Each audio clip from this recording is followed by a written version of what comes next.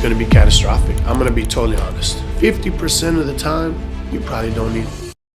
You have to sell your home for 6%. There were realtors or brokerages that told him that that was the standard. These commissions aren't going to be listed, and maybe the seller doesn't want to pay. New rule. That seller no longer has to pay that commission for the buyer's side. So I'm giving my valuable time for your family. I might have 2 or 3 appointments in an evening. Lyndel sends me, wife sends me another. I don't ever have a husband and wife that collaborate efficiently. I'm gonna be totally honest. 50% of the time, you probably don't need it.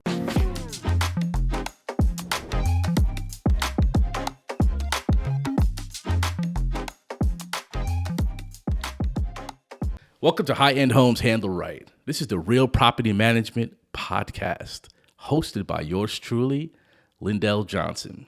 This is episode number 2, and in this episode, we're going to dig deep into some changes that have occurred with commissions, and we're also going to have an expert here. This expert is an agent that's been in the business for several years. This is Jerry Flowers from LPT Realty. And I just hope, and actually I know, you'll have a great time. Once again, welcome to High End Homes Handled Right, the Real Property Management Podcast. So, Jerry, how you doing? I'm great. How you doing? I'm pretty good. Thanks for having me. You know what? When I needed to find an agent that can really basically talk about some of these changes, you were the first person that that came to mind. You sold us our home that we're living in here now. We're living in Hawaii, my family and I, and we were looking for an agent that we can trust, an agent that just knew the business, knew the Houston area, and you were the first person that came to mind. So, it's been a pleasure working with you and just seeing just the growth of your business. So tell us about yourself. Well, I'm originally from San Angelo, Texas. Graduated high school in 1991 and immediately joined the military. United States Army, 21 years, HUA. All right. I know, don't hold that against me. You're in the Marine Corps. But my Right. father, he served in the Marines as well, Vietnam. My wife found a job here in Houston, and away we went. And to be honest with you, I had no idea I was going to be doing real estate. How many years has it been? It's been a little over 10 years. 10 years. So let's talk about when you started 10 years ago to now. How has that been? Has it been harder from the time till now, or just basically, what was your experience like from then to now? So it was a whirlwind. I mean, I took 1 week off from retirement, and you know how terminal leave is. I took 1 week off, went and visited mom, came straight to Houston, and I would hit the office. I went to the top RE/MAX office in the state, RE/MAX Fine Properties.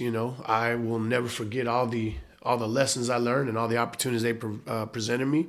I joined a team, Mr. Ram King. He was my mentor. It didn't last long, a year, and he went on to greater, bigger, and better things. He opened his own brokerage, and I decided, I like the brand, I like the balloon, and honestly, it went a lot quicker than I thought. I went from Army.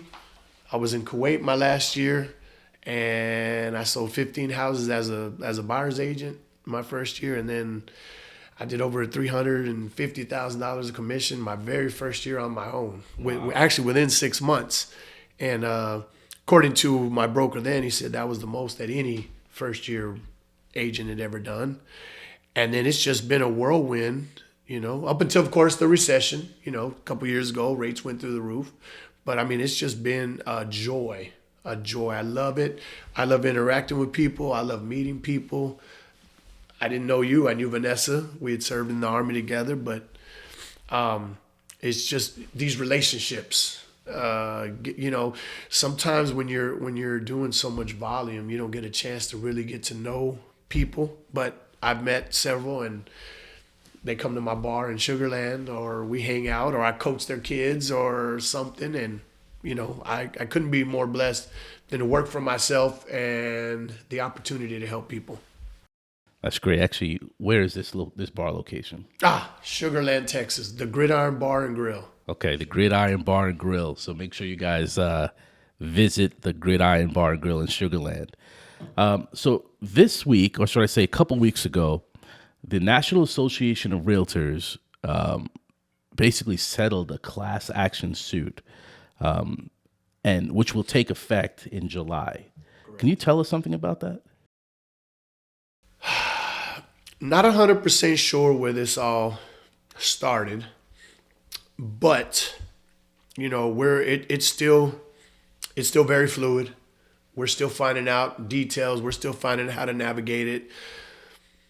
I just from what I know, I honestly think it's gonna hurt consumers more than what they really think.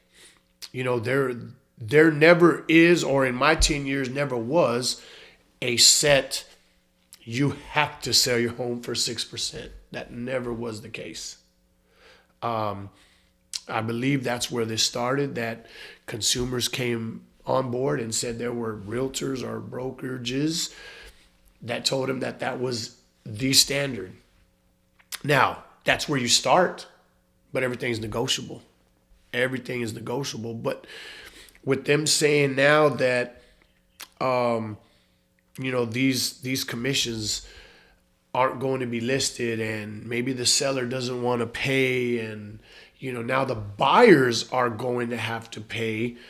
Not only are they already paying closing costs, down payment, now they got to pay the realtor's commission, and this is our livelihood, and now we have to go and negotiate with the seller's agent, with the listing agent, with the sellers, and say, okay, hey, are you, what part of it? So there's still a lot to be learned. I have some training coming up in the next few months. There's still a lot to be learned, but I think it's going to be difficult at first, but I think we'll be able to navigate it. But the bottom line, it's all about the clients. It's all about finding you a home. That's right. That's right. So if you guys haven't really heard about it, so just, what happened was, before, if you were an agent, or should I say you're a homeowner, let's take it that way. You're a homeowner and you want to sell your house. You now have found an agent to help you sell that house.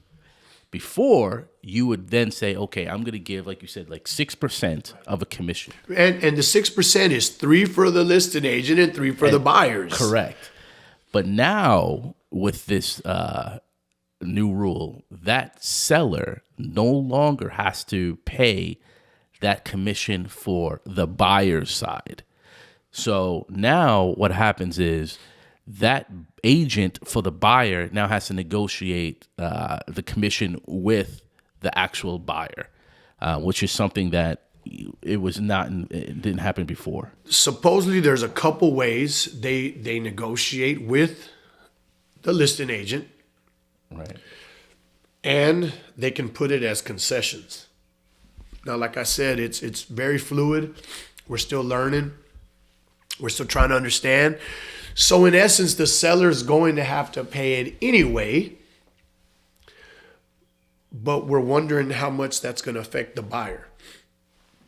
With repairs, you don't always, but you ask the seller, hey, give me concessions, so the buyer can do the repairs after we close, so they can find a trusted, general contractor, so they can handle those and get those repaired appropriately. But if we're negotiating all the concessions, is it going to affect the buyer? Will they have enough concessions? So those are some of the things I'm trying to find out. Something that I'm curious about. Both you and I spent several years in the military. 21. All right. So I did about 19. Okay. Almost 19, 20, almost 2 decades. So in my time in the Marine Corps, I think we earned the ability to use that VA loan, Absolutely. right? So if you guys don't know, with that VA loan, it basically allows buyers to, I mean, that commission is, they're not required to pay a commission when you're using a VA loan. So I wonder, how will this new rule affect the VA loans? Do you have an opinion on that? It's going to be catastrophic. It's going to be catastrophic. It's going to be catastrophic where you can't put, and lenders, if I say this wrong, I'm sorry. We were talking about this the other day. You can't put the concessions on there. You can't have the buyer pay the commission. So now what do we do? It's going to hurt. It's going to hurt your FHA and your VA buyers, your government-backed funded buyers. So stay tuned for future episodes. I think that is really a big topic for us to dig into. We will dig into that more. Yeah, once I receive the proper training, I think we should do this again. Might bring some other guests with me from LPT, and we'll dig in deeper, dive in deeper, and I'll have a better update for you. So with these new changes, just like Jerry's saying right now, so basically experts, that are in, real estate, they're actually doing this and learning as these changes just occur. So they're basically having to change how they do business, real time. I like to say they're basically building the plane while they're flying. And there's no other way to do it at this point. Another change, sorry to cut you off. Another change is, you call me and say, I want to see XYZ Avenue, this home over here. I have to have you sign a buyer's representation agreement before we even walk in the house. And it says, if the seller does not pay my commission, you're on the hook for it. You don't even know me. You click on Zillow, which I am one of the top viewed agents on Zillow, Sugarland area, Richmond, Rosenberg. Congrats. Missouri City. Right. But yeah, I have to say, okay, great. Appointment set. Love to meet you. Tell me a little bit about your home search. Oh, by the way, I might need to send this to you to show you the house before I can show you the home. And it just says if it's a $500,000 house, you're on the hook for $15,000. So it's not even going to allow me to establish or build any kind of rapport, relationship. Here's the thing. Yes, I know some agents out there are going to cringe. Early on, I tried the buyer's rep agreement. I showed a couple $1 million homes, and I sat with the clients and I said, hey, we've had a good visit. I brought this little, buyer's rep agreement. I said, can I get you to sign? They read it, never heard from them. That was probably year one. And so, and I know it happens, but you have no idea how many clients I've met that said, oh, this agent was so pushy and they made me sign the buyer's rep and we just wanted to see this one house. We didn't know, we want to get to know, and it shouldn't be that type of experience. You should want to work with your realtor. The realtor should be part of your family. And I know we're going to get into another topic about, are we worth what that commission is? And I'll let you ask that question here as we go. So you're spot on. Because two things that I was wondering is, why the changes, and B, do we really, as public, as people that really, try to dibble our hands in real estate, do we really know what it's like to be an agent? And is an agent even necessary? So what would you say to that? Here we go. Yeah. Let's dive into the life of a realtor. So I'm going to start off with a buddy of mine sent me a link on Messenger the other day. And I was reading all the horrific. I mean, they were ripping us as realtors. Oh, my realtor didn't deserve this, and they made $9,000, $15,000, et cetera, et cetera. But let me ask you a question. You, personal. When did I show you the houses? Was it from 9 a.m. in the morning till 5 p.m.?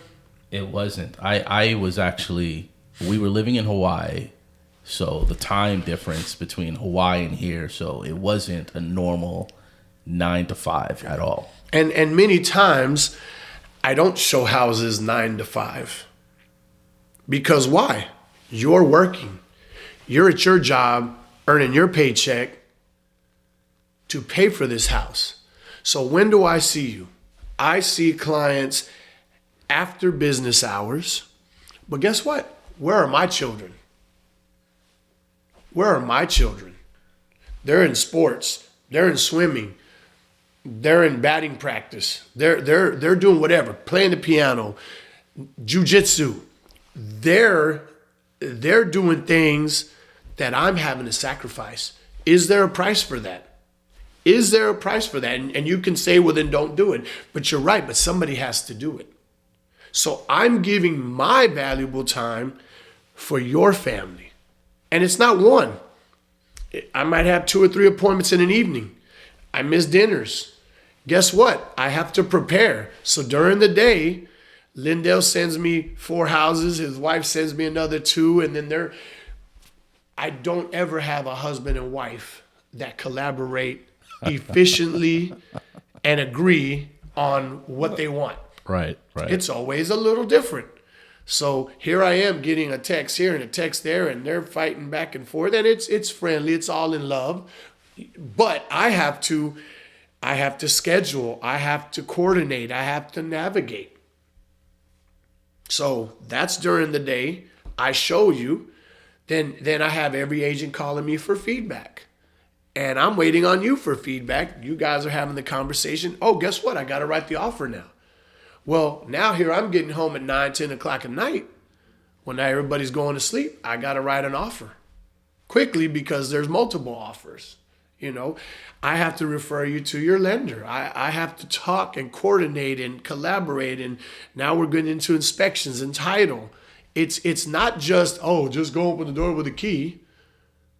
You know, there's a whole lot of sacrifice that goes along that you can't put a price tag. I tell you what, if we don't deserve the commission and the money we make, we shouldn't be allowed to show houses but from 9 to 5. And you take the day off from your job, and I'll gladly, you schedule it. You schedule it, you make the calls, you coordinate everything, and I'll just sit back and, like people say, I'll open the door. You walk in, do your tour, and we're not valuable. So you did mention, some of these steps. So could you go back a little bit and talk about the different steps? So let's just say if it was a homeowner, and when I say homeowners, I like to say homeowners / investors. But if you are deciding, I don't want an agent, what are the different things that need to take place? Because you did mention all those things that you're doing. You said that you're, putting in an offer, right? But before that, you're viewing homes, you're doing showings, you're putting in an offer. What's that? What else? Well, here's the thing, and I'm going to be totally honest. 50% of the time, you probably don't need a realtor. You probably don't need anybody there. I've done some transactions before I was a realtor. I bought my first 2 small 8-unit apartment buildings back when I was 24, long time ago. And I did it owner finance. I did it with an attorney. I didn't go through the title company. An old friend of mine, Al Greenwood, he told me how to research title and make sure there was no liens and anything crazy on there. And it was a big book. I had to go and get a book and flip it and look at the property and look. So, luckily I refinanced several years later and it wasn't anything wrong. But let's say you go without a realtor, okay? You have to go and find your own lender. Not a big deal. You get online and you go find your lender. You find your lender. Then you have to have the listing agent write the contract. If they're writing the contract and they have a listing agreement, meaning they have a fiduciary responsibility to the seller, they're not representing you. They're not representing you. Right. And they can make you pay for the title policy. They don't have to add a home warranty on there. They can make everything tilt to the advantage of the seller. They can use whatever title company they want. They can do anything they want, which all title companies do a great job. So I'm not here bashing anybody, and that's fine. However, there are some things that do. How do you know you have the proper amount of time to negotiate? Who's going to negotiate your repairs? Who's going to read the repair, the repair report? Who's going to get the contractors to come out and give you an estimate? Who's going to do all that? You can do it, but are you as good as somebody who does it every single day? Right. So what I'm hearing is, we recommend get an agent. Get an agent that you trust, an agent that has your best interest and that will work hard for you. There are many out there, and just like Jerry Flowers from LPT Realty. The last couple of questions that I have for you is related to property management. Have you seen that some owners that have had homes on the market for a long period of time, have you seen them actually decide to rent out their property instead of selling? I have. It really just depends. It's case by case. It depends on the client. It depends on can they afford to float that monthly payment until they get a tenant. A lot of people are afraid of holes in the walls, scuffs on the floors, wear and tear. They're afraid that they rent their property out, that those things are going to happen. But my take on it is if you have somebody that's going to manage and properly, dictate and navigate the entire rental process, then you don't worry about it. The job of a great property management company, as yourself, is to, and the word just slipped out of my tongue, but it's to hold the value of that property. Absolutely. That's your job. Your job isn't to pick up rent. Your job is to make sure that you maintain the value of your asset. Yeah, so that's going to be the market. That's the relationship between an agent and a property management company. So once again, I want to say thank you. Absolutely. Thank you for coming out. Thank you for spending time with us on this episode number 2. It was great to talk about a little bit about commissions, but what I'm getting at is it's fluid right now. There are a lot of training that's going on with the real estate agents and the brokerages and stuff like that. LPT Realty, if you are looking to sell your home, they'll be the best. One of the best companies to go to, or brokerages, I should say. They do a great job, and Jerry Flowers is a rock star agent. And they're making sure that they understand the rules, and they're making sure that they are the cream of the crop in real estate. So once again, I want to say thank you for coming out. Thank you for having me, and I want to give a shout out and a plug to LPT Realty, the fastest growing brokerage in the United States. They've not gone public, but they will. They're only in 20 states right now. And I can tell you that if you're paying high monthly dues, if your commission split isn't what you like, if you're not getting stock options, if you're not able to recruit and get a little residual, you need to call me, Jerry Flowers, 832-702-5241. Let's have a conversation. But if you need someone to manage your properties, Lyndel Johnson, Real Property Management, Luxury, this is your man. All right. I love it. So once again, thank you so much. And that's a wrap.